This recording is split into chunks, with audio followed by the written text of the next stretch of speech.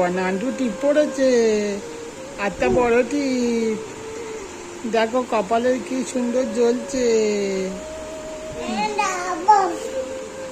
Baby টিপ পড়েছে। সবাইকে জানাই শুভ সকাল। আশা করছি সবাই খুব ভালো আছো, সুস্থ আছো, আমিও খুব ভালো আছি। আর শব্দ আমার চ্যানেলের নতুন একটা ভিডিওতে সবাইকে জানাই স্বাগত, অনেক অনেক ভালোবাসা জানিয়ে আজকের ভিডিওটা শুরু করছি। বন্ধু এমন একটা জিনিস, তার সঙ্গে দেখা না হলে, খেলা না হলে ভালো লাগে না, তাই না? সে ছোট হোক বা বড়। আর ছোটদের কথা তো বলাই যাবে না, ওদের বন্ধু চাই চাই, খেলাধুলা দুষ্টুমির জন্য। আর এই যে মেয়েটা, এটা হলো আমার পাশের বাড়ির এক প্রতিবেশীর মেয়ে। দুজনে ভীষণ ভালো বন্ধু। একে অন্যের বাড়ি গিয়ে কিছুক্ষণ খেলাধুলা করবে, তারপরে কথা। আর আজকে সকালে ঘুম থেকে উঠে দেখছি ও চলে এসছে আমার ছেলের সাথে খেলবে বলে। আর সকালে ব্রাশটা হাতে করে নিয়ে এসছে। আমার ছেলের প্রতিদিন ব্রাশ করাই, আজকে আর ওর দেখে দেখে নিজের থেকে ব্রাশটা আমার কাছ থেকে চেয়ে নিয়েছে। আর ওকে ব্রাশ করিয়ে খাইয়ে দিয়েছি। ও ওই যে গাড়ির মধ্যে বসে খেতে ভীষণ ভালোবাসে, সেই জন্য তাড়াতাড়ি খাওয়ানো হয়ে যায়। আর খাওয়ানো হয়ে গিয়ে আবার পড়াতে বসেছি, একটুও তো পড়বে না। ঘুম পাচ্ছে, একবার করে শুয়ে পড়ছে, ভালো লাগছে না। বাইরে যাব, তারপরে তো ফোন দেখবো। আমার ফোন দেখাও তবে আমি পড়বো, 100 রকম বাহানা পড়তে বসে। আর আজকের টিফিনে আমাদের চাউমিন হচ্ছে, অনেকদিন চাউমিন হয়নি, সেই জন্য চাউমিন হচ্ছে। আর তোমার দাদাভাই গেছে বাজারে, আগের দিনে শনিবার ছিল, সেজন্য নিরামিষ হয়েছিল। আর আজকে সকাল সকাল চলে গেছে বাজারে মাছ কিনতে। আমি বলেছি মাংস আনতে হবে না, মাছটাই বেশি ভালো লাগে। মা মাংস খায় না, আর মাছটা হলে সবার খাওয়া হয় ঠিকঠাক। নইলে মা মাংস খাবে না, আমরা মাংস খাবো একটা বাজে, সেই জন্য বেশি মাংসটাও হয় না, যদিও তবু বলে দিয়েছি। আর এই যে চলে এসছে, বলেছে তাড়াতাড়ি চাউমিনটা বানাবে, আমি এসে খুব খিদে পেয়েছে, তাড়াতাড়ি খাবো। চাউমিনটা হয়ে গেছে, ও বলছে দেখি কেমন হয়েছে। ও একবার নেড়ে চেড়ে দেখছে। আর চাউমিনটা ঝাল দেওয়ার আগে, কাঁচা লঙ্কা দেওয়ার আগে আমি আমার ছেলের জন্য তুলে রেখেছিলাম অনেকটা, কেননা ও চাউমিন খেতে ভালোবাসে, সেই জন্য ওকে তুলে রেখে তারপর আমার লঙ্কা দিয়েছি।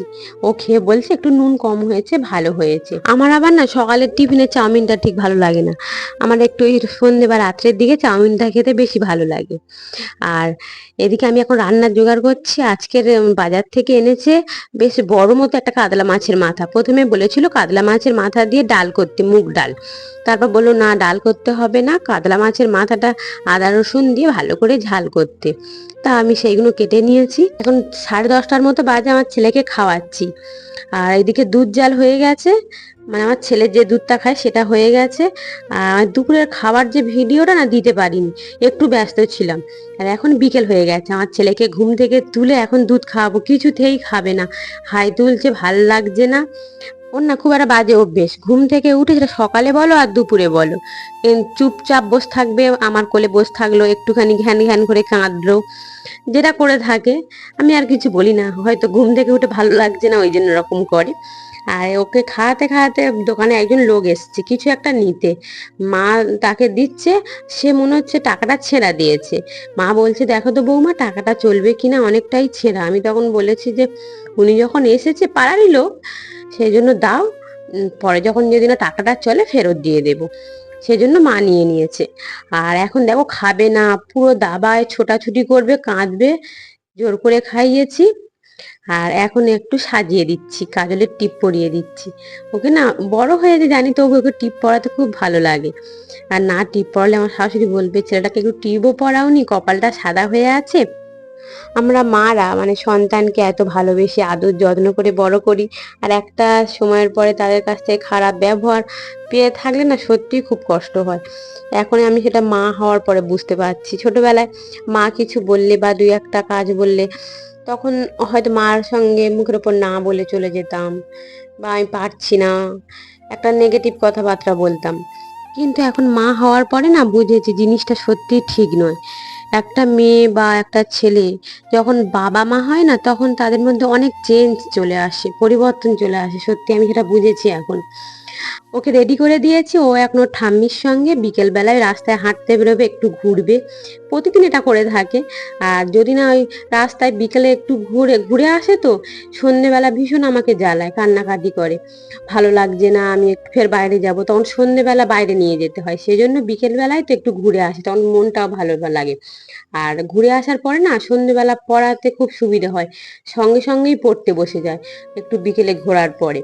আর আমি এখন সব বাসনগুলো মেজে নিচ্ছি। আজের অনেকটাই বেলা পড়ে গেছে, ঘুম থেকে উঠতে দেরি হয়ে গেছে। দেখো ঘরের অবস্থা কি করেছে, এইগুলো সমস্ত তুলতে হবে, তুলে এখন ঝাঁট দিতে হবে। ও প্রতিদিন এইগুলো ব্যাগ থেকে খেলনাগুলো নামাবে, নামিয়ে রেখে কিচ্ছু করবে না, ফের চলে যাবে। আর আজকের আমার দাদা আসবে বলেছে, আমার ছোটদা, আমার ভাইজি আমাদের বাড়িতে আসবে দুর্গাপুজোর আমার ছেলের জামা দিতে বলেছে। আসবে, এবার কখন আসবে জানি না, বলেছে সন্ধ্যের পরে যাব। এই তো সন্ধে হয়ে এলো, দেখি ফোন করব, কখন আসে জিজ্ঞেস করব, কারণ ওদের জন্য তো আবার খাবার তৈরি করতে হবে। সকাল থেকে বিকেল পর্যন্ত আমাদের কাজের একটু তাড়া থাকে, তারপরে কিন্তু আর বেশি কাজ থাকে না। সন্ধ্যের পর থেকে আমরা অনেকটাই ফ্রি থাকি। আমার ঝাঁটটার দিয়ে সন্ধে দেওয়া হয়ে গেছে। আমার ছেলে ওইদিকে ঘুরে চলে এসছে, বিকেলবেলায় ঘুরতে গিয়েছিল, বাড়ি চলে এসছে, সন্ধ্যের একটু পরেই এসছে। ওকে এখন আমরা পড়াতে বসেছি। আর পড়ার সময় ওই যে সেই দুষ্টুমি শুরু, পড়তে বসবে না, সারাক্ষণ ফোনের দিকে তাকিয়ে আছে। তারপর বললাম দরকার নেই আমার ভিডিও করার, যেটুখানি হয়েছে থাক। ওর পড়ানো হয়ে গেছে, ভিডিও বন্ধ করার পরে ও চলে গেছে ওর পিপির বাড়িতে। আর এখন আমরা চা বিস্কুট খেতে বসেছি। আর মা না বেশিরভাগ সময় চেয়ারে বসে, কারণ ভারী শরীর তো, ওনার কোমরে খুব ব্যথা করে, সেই জন্যই চেয়ারে বসে। আর উনি বেশিক্ষণ নিচে বসে থাকতে পারে না। আমি চুলটা বেঁধে নিচ্ছি। চুল তো এই বর্ষা গেল, চুল উঠে উঠে মাথায় তো আর চুলই নেই, কেবল একটা যেন চুল ওঠা রোগে পরিণত হয়েছে, এত ভীষণ আরে চুল উঠছে, ভাবাই যায় না কি অবস্থা হয়েছে। দেখো চুল উঠে উঠে, মাঝে মাঝে ইচ্ছা হয় চুল বাঁধবই না, ওরম থাক। কত ওষুধ ব্যবহার করেছি, কিছুতেই কিছু হয়নি, সেই চুল উঠে উঠে পড়ে যাচ্ছে। আজকের ভিডিওটা আমি এইখানেই শেষ করছি। খুব তাড়াতাড়ি দেখা হচ্ছে নতুন একটা সুন্দর ভিডিওর সাথে। ততদিনে সবাই ভালো থেকো, সুস্থ থেকো, টাটা।